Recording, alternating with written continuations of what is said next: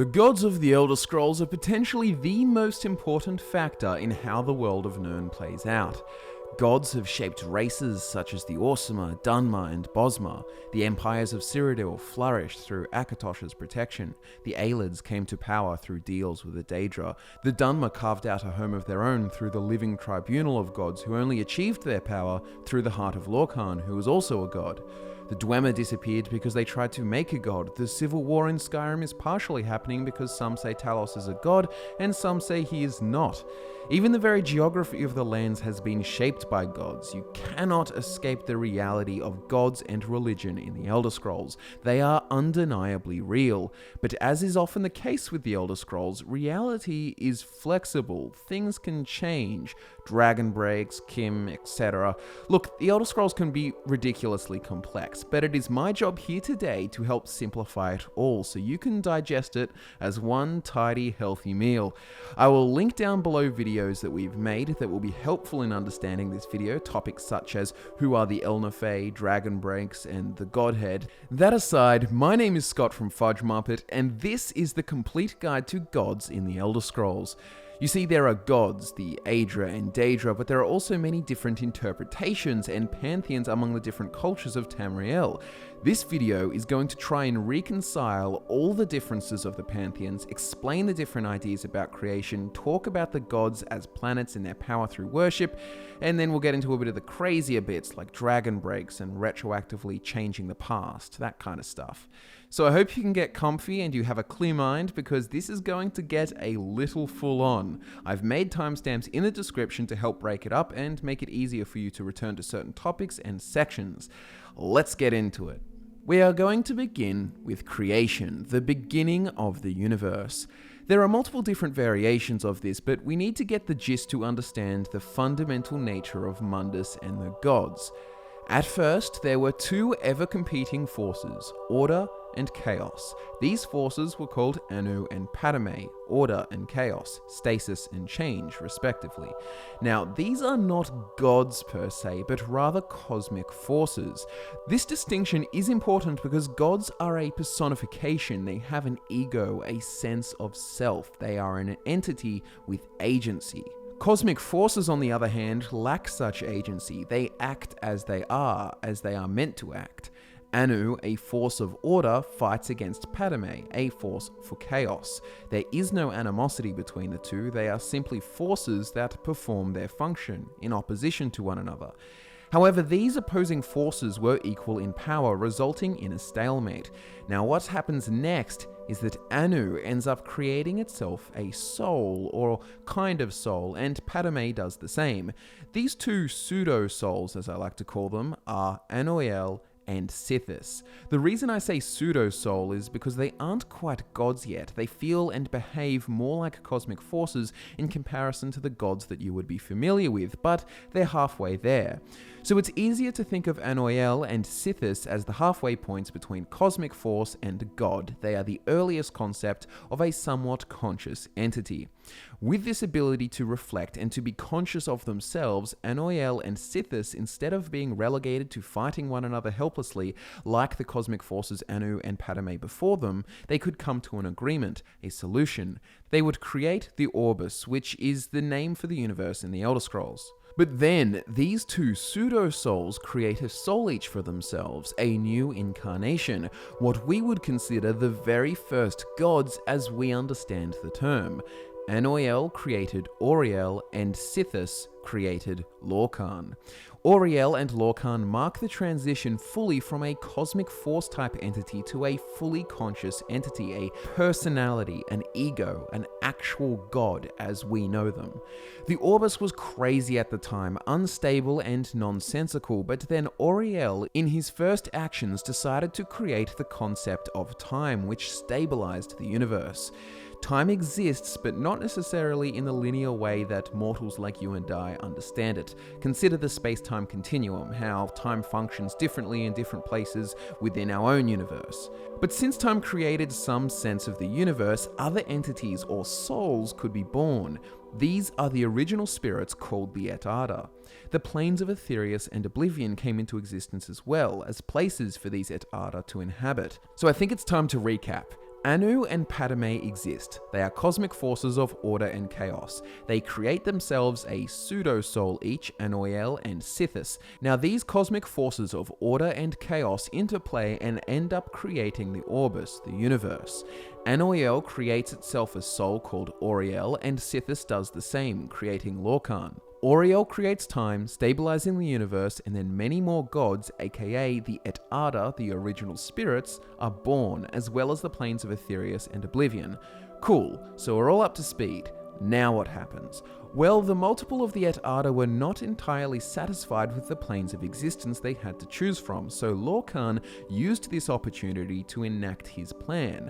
Lorkhan approached the Aedra with the plan for creation of a new realm called Mundus, which they could fill with their own creations. Some of the Aedra declined the offer. These were called the Daedra, which means not our ancestors, and the ones who did accept and took part in the creation were called the Aedra, which means our ancestors. Here is where the stories differ. As the elves tell the story, Lorkhan is seen as a trickster and a betrayer who came to the gods and then told him of his plan, but kept secret the fact that they would lose parts of their power in the process. The realm of Mundus was formed, and within it the planet of Nirn, but spirits who took part in its creation did not realize until it was too late. Some of them, however, did realize what was happening to their power and chose to abandon the project of Mundus. Magnus, the architect, as well as his followers called the Magnagi, fled, ripping holes in the realm through to Aetherius. It is for this reason we have the sun and stars, which all leak magicka from Aetherius into the mortal realm. The most powerful of the Aedra, the ones that you would know as the 8 Divines, convened at the newly created Adamantine Tower and decided how they would punish Lorkhan. There are a few versions of this, and time is also not exactly linear at this point, so I will just tell you the crux of it. Auriel ripped out Lorkhan's heart and shot it into the sea, where the island of Vardenfell and Red Mountain would grow. The 8 Divines committed to the creation of Mundus and completed it, losing much more of their power and being reduced to the semi-unconscious states that they are in, as planets floating around Nirn. The other Aedric Aedra, who were weaker than the Divines, were stuck on Nirn, and they became the Elnefey. Some sacrificed themselves to become the laws of nature and the elements that bound Nirn together, but then there were 2 other groups of Elnefey, the Old and the Wandering. The Old Elnefey found Aldmeris, a place they could fortify and protect, a place of order and calm, and live as they had before the creation of Mundus. These would become the Elves. The Wandering Elnefey, on the other hand, were left to a crazy, changing Nirn, confusing them and disorienting them. After Nirn was finished, they found themselves scattered with memories lost on all corners of this newly formed world. These would become the races of man. The fundamental difference between the Elven interpretation I just spoke of and the interpretation of creation by man is the trickery. Let's look at Shazar, the Cyrodiilic version of Lorkhan. It is said that Shazar came to the other Aedra and taught them how to be mothers and fathers. He was honest about them losing their power, but brought the philosophy of sacrifice to create something beautiful, to create Mundus. The gods of man and beast joined the project and willfully gave birth to their creations, relishing in their sacrifice. However, the elven gods became bitter and disliked their lost power, and then turned on Shazar for revenge. The main difference between elves and man's opinion about the soul of Sithis, Lorkhan or Shazar, is whether or not he was a good and honest dude or a trickster and a liar. Okay, so we should all now be on the same page about the creation story. Whether or not Lorkhan was a bad guy or good guy depends on really whether you are an elf or a man, but let's get back to the gods. We are going to tackle all different kinds of interpretations of the gods in the different pantheons, but first we need to clear up all of the hard facts and necessary distinctions, as well as the fundamental commonalities between them all. So, before creation, there was Anu and Padme, the cosmic forces which are always acknowledged in some form. For example, in the Yokudan Pantheon, they are combined into Sakatal, the snake, the world skin, who has Nirn on his scales. But Satakal is shaped like an Ouroboros, always eating itself because of its hungry stomach, called a Kel, aka their interpretation of Padme. All of the gods were originally collectively called the Aedra, the original spirits. Then exist 2 classifications as well as an extra little group. You have the Aedra, who gave up their power to create the realm of Mundus, and on the other hand, you have the Daedra, who sat back and watched from the waters of Oblivion. keeping their power. Now, this is why the Daedra are far more powerful than the Aedra. It is why you have the Daedric princes still interacting with mortals, whereas the Aedric influence is subtle, rare, or limited. The Divines don't interact with you directly like the Daedric princes can. There is another group which are somewhat Aedric because they helped with creation, but they are also the ones who bailed halfway through the process, aka Magnus and the Magna Gi. The many different cultures of Tamriel almost always recognize a complete distinction between the Aedra and the Daedra, but then we also have the curious case of gods like Orki, who combines aspects of Malakath and Arkay, but we'll get to him later. The gist is, because the Daedra have such visceral and personal interactions with the mortals of Nirn, they are rarely misinterpreted. Yes, they can take different forms, male or female, or perhaps they could appear more similar to the race they are speaking to, for example Shaggorath, the Sugar Cat, the Khajiit version of Sheogorath, but their spheres, what they are about, are generally understood, and they have a commonality in all religions of the Elder Scrolls. Hircine is the god of hunt in pretty much all cultures, and Mehrunes Dagon is the god of destruction. You get the idea. But the Aedra are a completely different story. They gave up much of their power during creation, and as a result they have been left somewhat comatose in an almost unconscious state. Each of the Aedra can be identified as one of the other planets within Mundus. As I said, they don't usually directly interact with mortals. They are usually limited to influence only. This disconnect between the mortals and the Aedric gods has made it so each culture can develop their own ideas about each god, and there is no god to just show up and say, nah, that ain't me.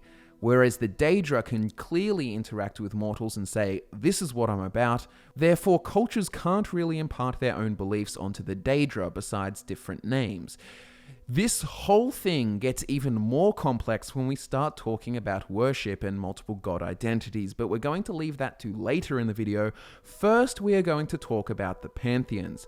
Buckle up for a lot of religion. We're going to talk about all the gods of all Tamrielic cultures, so let's just begin with the foundational one, the one for our basis of comparison, the Imperial Pantheon.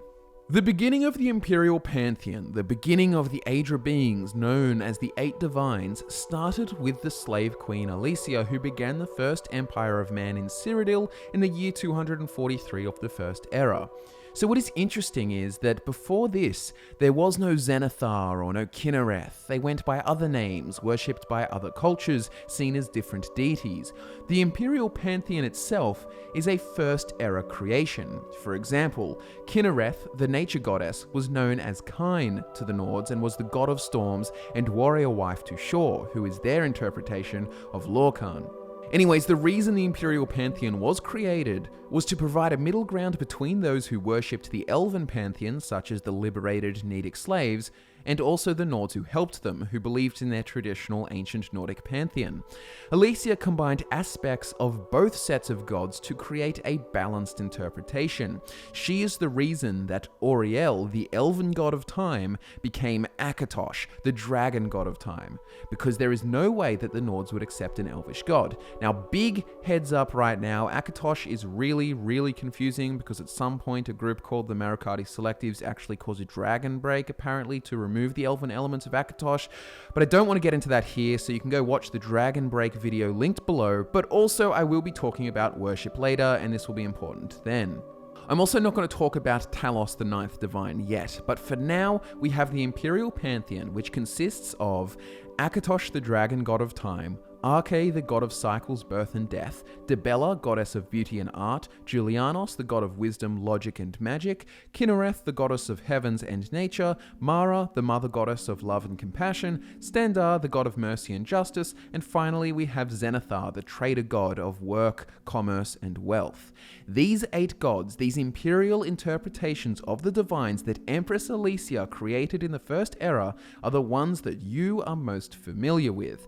There is also Shazar, considered the lost sibling of the Divines, but remember, Shazar is the Cyrodiilic version of Lorkhan, and Lorkhan was killed, mostly. But the big interesting takeaway here is not a large pepperoni pizza from Domino's, but the fact that the Imperial cult came much later than other interpretations and was a direct fabrication, taking common archetypes, which shows that the Imperials don't necessarily have it right. But the same goes for everyone. I thought that it might be a good idea to talk about the Nordic Pantheon next, considering that you may be a little bit more familiar with some of the names from the limited mention in the Elder Scrolls V Skyrim. A more accurate term now would be the Ancient Nordic Pantheon, as it has been largely supplanted by the Imperial versions of the Pantheon in the Fourth Era. The Ancient Nordic Pantheon is far more Nordic in flavour, based around their warrior culture. Their greatest god is Shor, a bloodthirsty warrior king who sided with the Nords, bringing them victory against the Aldmeri oppressors. He is what you would consider chief of the Nordic gods, and it is Shor who created the ethereal realm of Sovngarde, a utopia for the Nords to enjoy in death after a good life. He was eventually killed by the Elven gods. Kine, the goddess of the storm, is the Nordic variant of Kinnereth. Kine is one of the most important gods to the Nords. She is the warrior widow of Shor and also referred to as the Kiss at the End because she leads the souls of slain warriors to Sovngarde. She is also attributed with being the mother of man and instructing Paarthurnax to teach the Nords the Thum. You may start to see a trend here. Nordic gods usually have the Nords reflected in their interpretations, hence the many warrior gods. Now look at how they view Stendarr, the god of mercy. Their version is called Stun, the god of ransom. He was the shield thane of Shor and taught the Nords how to take prisoners of war and why it was beneficial. Stun's brother was Tsun, the giant guy that guards the whalebone bridge to Sovngarde. Junal, the god of hermetic orders, runes, language, and mathematics, also associated with magic and the clever men, is the ancient Nordic version of the divine Julianos. Mara of the Nordic Pantheon is very similar to her imperial counterpart. In fact, most people of Tamriel include Mara as a god of love and marriage, making her the most universal god among the cultures. However, in the Nordic interpretations, she is considered to be the handmaiden of Kine. Dibella was also included as the goddess of beauty. Before Akatosh, the Nords considered that Aedric entity to be Alduin the World-Eater. Alduin was seen as the god of time, both a creator and harbinger of their apocalypse. He's associated with Kalpas, and that it is said that he destroys the universe for it to begin anew. However, when we play Skyrim, we hear of Alduin as the firstborn of Akatosh, implying Akatosh and him are not one and the same, but I'm going to talk about that some other time. The final god of the ancient Nordic pantheon to talk about is Orki, the lone god of the Nords and god of mortality. This is one of the most curious cases where both Aedric and Daedric elements have been conflated and combined into a single god. The Aedra Arche and the Daedra Malakath are both mixed to create this Nordic interpretation called Orki, the Old Knocker. Orki is said to be responsible for why the Nords don't live as long, and Orki's people are called the Orcs. Now, the simple way to solve this is to treat Orki as Arche, but associated with the Orcs, but not directly being Malakath as well. In Nordic stories, Orki is a bad guy, likely why they tossed in the Orcish elements to demonize him further and make for a more exciting story. But my reasons for believing that the Daedric Prince is not actually involved in Orki is because they have another name for the Daedric Prince called Morlock, the Orcish god. So the best way to look at Orki is the demonized version of Arche with some Orcish elements to make him seem more evil, but that is not implying that he is literally Malakath. Instead, Malakath is called Morlock, a separate entity. By now you have probably realized that religions and gods are incredibly complicated, and when you add in different interpretations, which pretty much always happen, you have a lot of work to do. Look at the real-world Abrahamic religions. They all have the same core god, with many different interpretations, prophets, or scriptures. You have the Jewish faith, the Christian faith with its many divisions, Catholic, Anglican, Protestant, and its orthodoxies, plus many more, as well as the Muslim faith with its many groups like the Shia and Sunni, plus the many, many more. Point is, all of these religions and interpretations all have the same root, talking about the same God of Abraham, but many different versions. In the same vein, all of the different cultures of Elf, Nord, Redguard, Imperial, etc. are talking about the same Aedric entities, just very different versions. In one culture, the Aedra Stendarr is the god of mercy and justice, in another, he is the god of ransom. Anyways, let's move on to the Elven Pantheon, where it gets a little more interesting, because the elves were once the old Elnefae, the ones who could maintain the calm and order in Aldmeris during the hectic changes of a newly born Nirn. The elves. One of the most important distinctions between man and elf is how they understand their own mortality.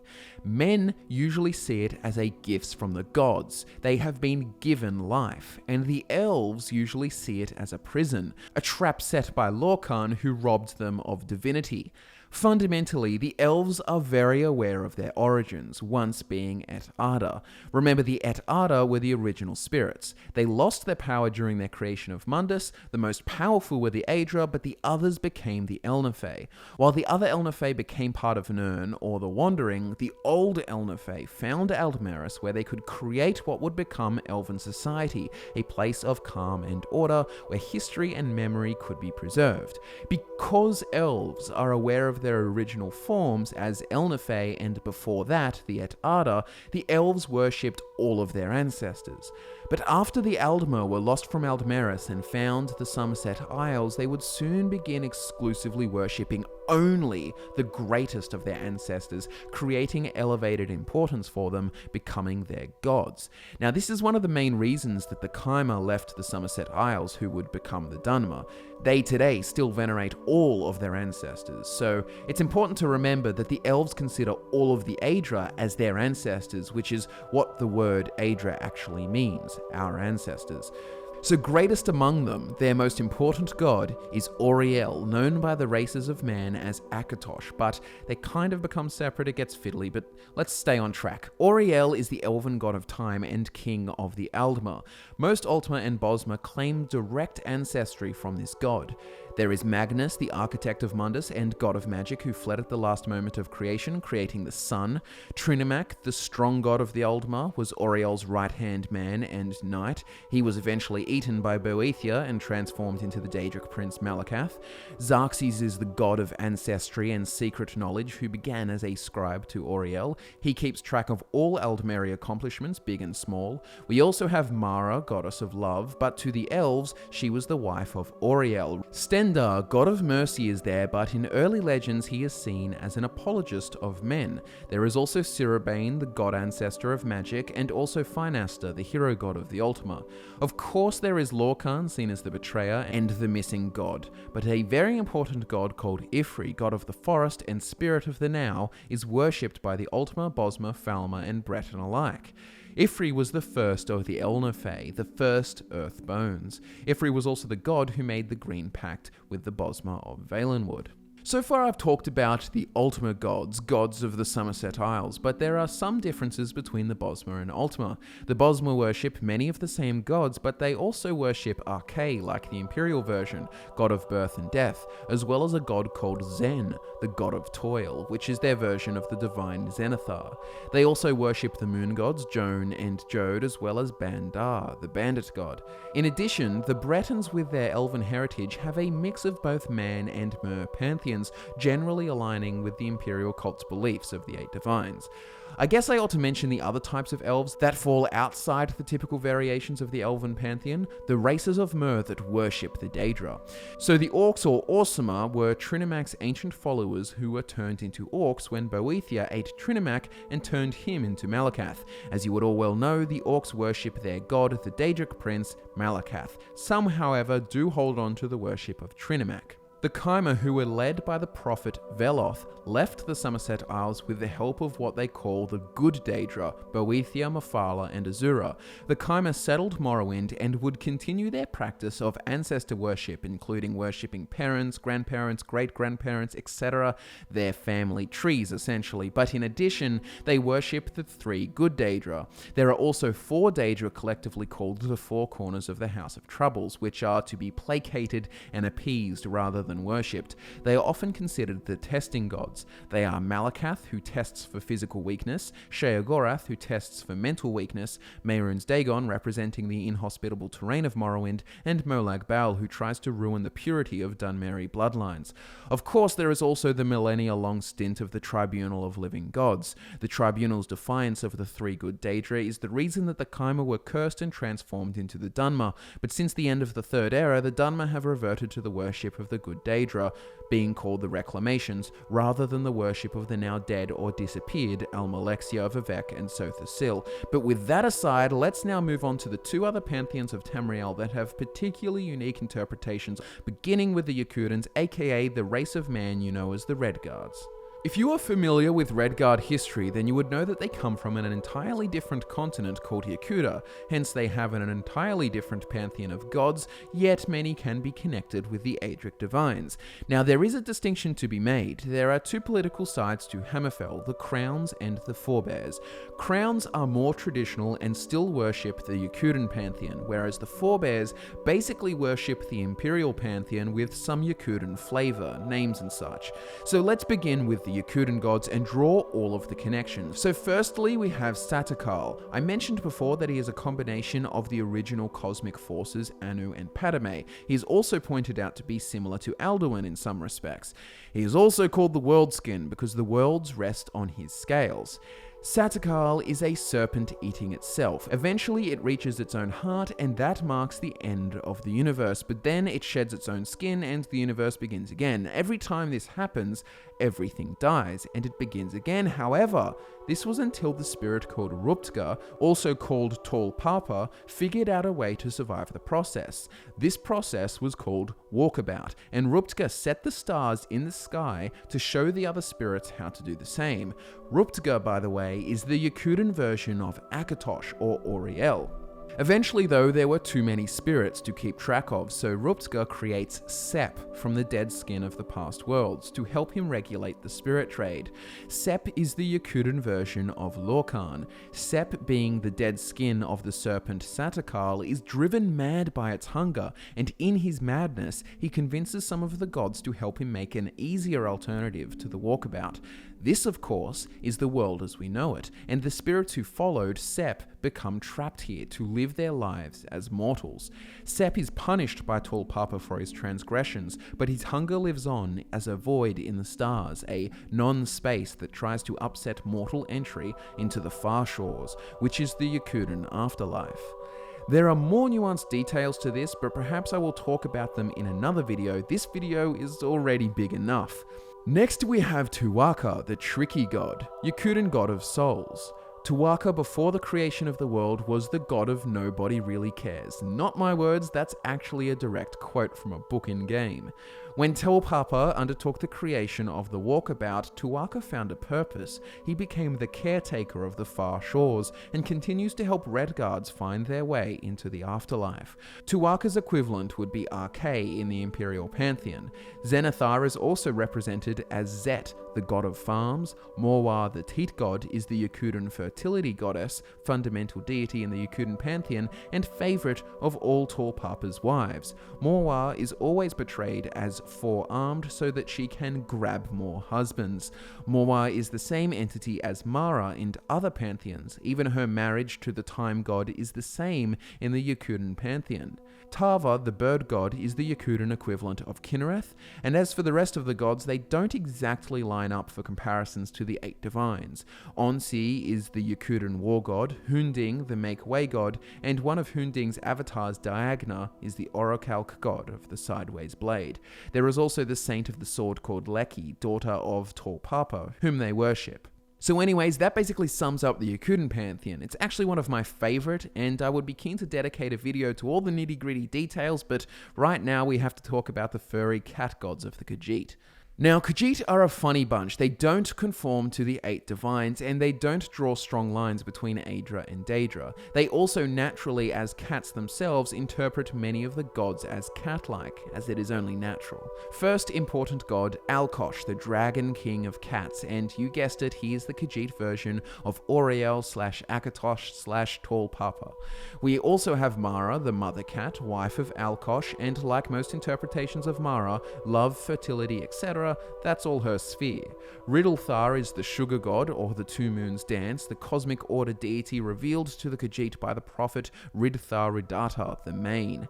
Riddlethar is more so a cosmic force or set of guidelines rather than a god, but then again, he has had avatars, so that implies some level of personification/godhood. You also have the moon gods Jode and Joan, who are very important and determine the very biology of the Khajiit through the lunar lattice. There is Srendar the Runt, the god of mercy, aka Stendar of the Imperial Faith. Kenathi, god of winds, is their version of Kinnereth. They also worship Bandar, the bandit god, like the Bosmer do. Rajin is the purring liar, the thief god, most famous burglar in history, who became worshipped as a god. Magrus is the cat's eye, the Khajiit version of Magnus, popular with magicians. Azura is the Daedra Azura, who in legends was involved in the creation of the Khajiit from elves. Shegorath is the skooma cat, mad god, and equivalent of Sheogorath. Hircine is the hungry cat, who is Hircine, the Daedric prince. Sengen, the blood cat, is the god of death and secret murder. Sengen's worship is hidden from Cat's eye, for who can control the urges of blood? Now, what is interesting is that by name he would seem to relate to the Daedra Sanguine, but secret murder and death seems to be more closely related to Mephala, but they know her as a separate entity.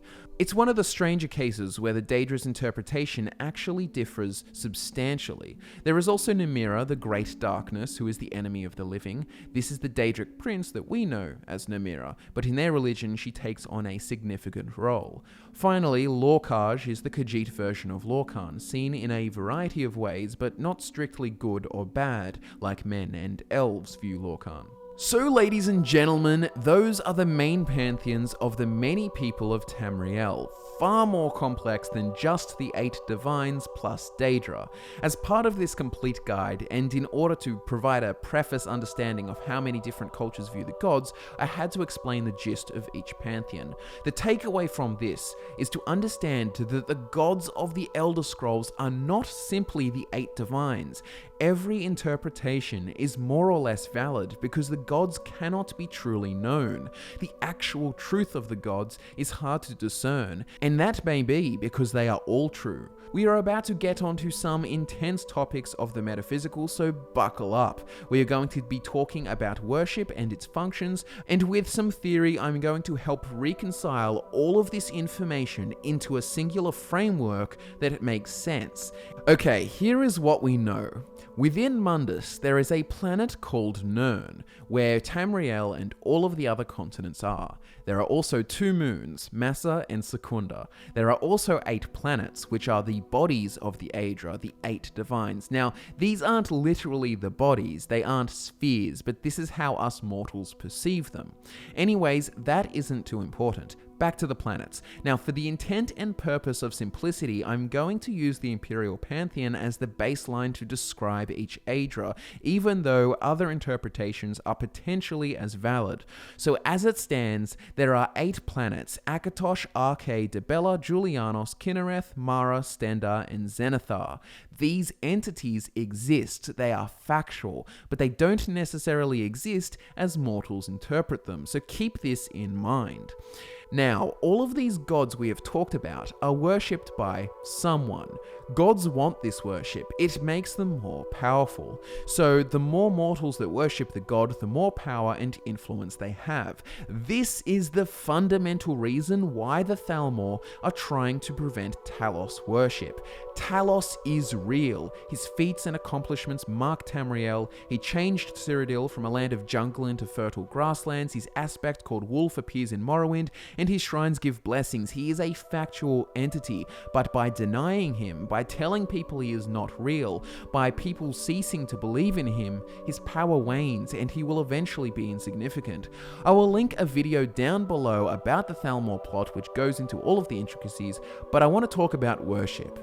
The Daedric princes, who remember are Daedra, which means not our ancestors, meaning they did not take part in the creation of Mundus, therefore they retained their power, have active minds and ego, they have agency, whereas the Aedra are somewhat unconscious, comatose, having given up much of themselves for creation. Because of this, they are interpreted in many different ways, as we have discussed. This is where worship has power. Imagine the planet, the entity, the Aedra itself, the essential core of what the godly being is. It exists. Now imagine each interpretation of that god as a personality. Now just for a moment, accept the idea that each entity has a multiple personality disorder, with each of its multiple personalities being an individual interpretation that is worshipped by mortals, made real by collective belief. For example, let's look at Stendarr. Stendarr in the Imperial Pantheon is the god of mercy and justice. In the Nordic Pantheon, he is Stun, god of ransom. In the Khajiiti Pantheon, he is Srendar, the Runt, god of mercy, and in Elven Pantheons, he is Stendarr, god of mercy and compassion, but also seen as an apologist to men. All of these interpretations are the multiple personalities of the same core being. They are all true. The belief in and worshipping of an interpretation would empower a certain personality. The interpretation can be imposed on the Aedric entity because it is unconscious, unlike the Daedra, which have a direct agency. The way in which the unconscious Aedric entity is worshipped affects how it behaves, or which personality of the multiple is strongest. There are questions you may have now. For example, Martin Septim becomes an avatar of Akatosh and defeats Mehrunes Dagon at the end of Elder Scrolls IV Oblivion. So then surely Akatosh as a dragon is the correct one. Well, consider this. Consider that chronologically, if we walk back to the beginning of the First Era, the idea of Akatosh the Time Dragon did not exist. Akatosh and the rest of the divines as a concept were created by Alessia after the Cyrodiilic rebellion of slaves. So if you went back to the start of the First Era, Auriel was the god of time. The Ultima, the Bosma, the Aelids, the Dureni, the Falmer, they all worshipped Auriel and only knew of him as such. I mean, you can actually find Auriel's bow, the very same bow used to shoot Lorkhan's heart into the sea, and also Auriel's shield. Surely this must mean then Auriel is the true version. Well, no, clearly not, because Akatosh appears at the end of the Third Era as a fiery dragon. It would seem that the truth of the matter is that they are both real, different interpretations / personalities which at different times in history have been worshipped more or less, making the Aedric entity more commonly take on the form it is believed to be. A very good example to look at is the idea of Lorkhan. By the Nords, he is known as Shor, and Shor created the ethereal realm called Sovngarde. Sovngarde is 100% real. We have been there in Elder Scrolls V Skyrim, so does that mean the Nords have it right? But what about all we know about Lorkhan? The Nords can't be right, can they? But then there is also the Far Shores of the Yokudan mythology, the Redguard afterlife, which is a real place and is ventured to as part of a quest in ESO. The caretaker of the Far Shores is Tuatha, the Yokudan version of Archae. But does that mean the Yokudan version is the correct one? Do you see the problem? We have evidence for the existence of multiple different gods from different pantheons, from different mythologies of different cultures that all simultaneously exist. The existence of Akatosh does not dismiss the existence of Auriel. The existence of Kyne does not dismiss the existence of Kinnereth. The existence of Shor does not dismiss the existence of Lorkhan. We are then forced to accept the fact that they are all true and all have evidence for their own interpretation's existence.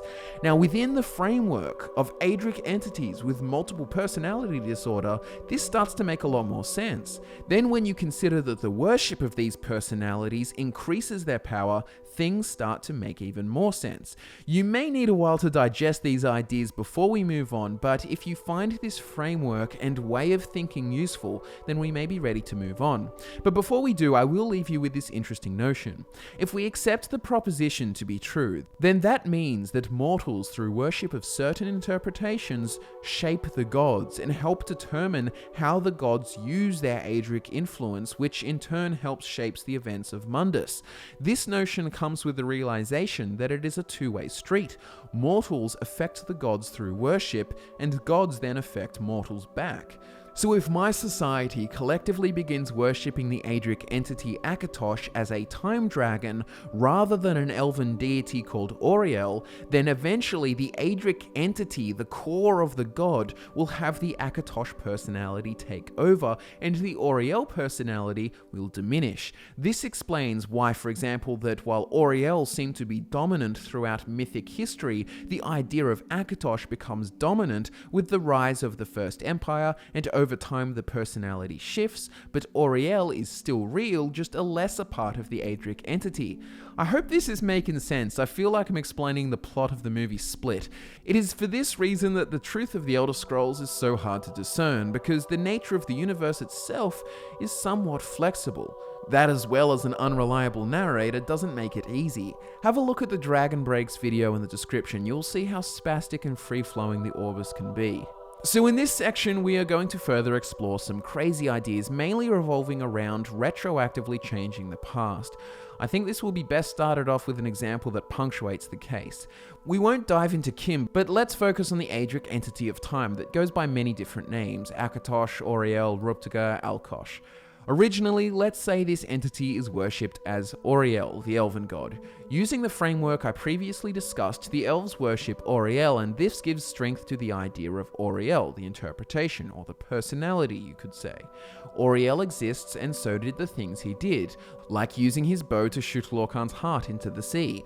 Then comes along Alessia, and she comes up with the idea of Akatosh. She has a rebellion, starts an empire, and now you have a lot of people worshipping the same Aedric entity of time, but they call it Akatosh, and Akatosh is a dragon. Akatosh is not elven.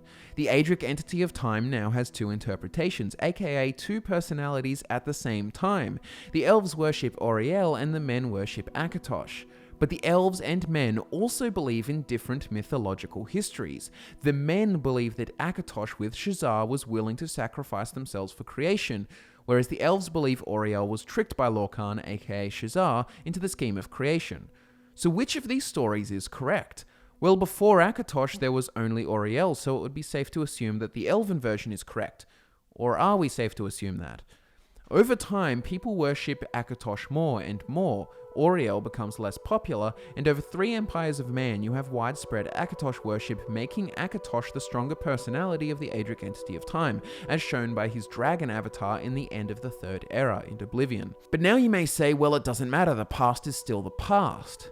But what about Sovngarde then? You see, Sovngarde was created by Shor, the Nordic interpretation of Lorkhan, but Sovngarde is real. So doesn't that confirm Shor as the true interpretation, including his history and origins? But that doesn't line up with the others. Now I'm confused. I'm just kidding. The point I'm trying to make is that time isn't and can't be consistent. Certain things all had to have happened even if they contradict. And if you watched our videos on Dragonbreaks, you would know that this has happened in Elder Scrolls history. A weird situation where the time god spazzes out and the timeline splits into multiple scenarios, but is somehow reconciled and rejoined into a single timeline. This creates precedents for multiple versions of creation all being true simultaneously. So Lorkhan is a betrayer and trickster while also being Shazar, who taught the Aedra to become mothers and fathers, while also being Shor, who built Sovngarde and died fighting against the elves. What this all comes down to is the idea that perception is reality, but taken to a fantastical level. This means all perceptions, even the ones that exist at the same time, aka Auriel, Akatosh, and Ruptga, all real and all the time god at the same time. This whole idea is what gave birth to concepts such as Coda. Within the internal framework of the Elder Scrolls, things like Kim, Kalpas, Dragonbreaks, etc. can all ultimately lead to the conclusion that your own headcanon is true. The game is kind of canonized headcanon, if that makes sense. It's essentially what the Elder Scrolls are. They're timeless metaphors for fantastical imagination. Ladies and gentlemen, I think that is a good note to end on, and I hope what I presented you with is a somewhat satisfying conclusion. The framework of the Aedric entities with multiple personalities reconciles the fact that there are multiple cultural versions of each god that are all proven to be real in some respect. And the existence of Dragonbreaks also allows for the reconciliation of multiple creation stories and mythological origins. It's easier to imagine multiple different truths or timelines or versions of reality all coming together and converging at a single point, and that is the games you play, where many truths exist, if even contradictory. Anyways, thank you guys so much for watching all the way through. Please do give this video a like if you enjoyed it. Religion, mythology, and gods are some of my favorite topics in the Elder Scrolls, as well as other fantastical worlds of imagination, in addition to even real-life religions and mythologies. I am so grateful to be able to share this passion with you guys, and I'm very keen to see what you guys think in the comments below. Thanks again for watching this video. My name is Scott from Fudge Muppet, and I'll be back to nerd out with you again next time.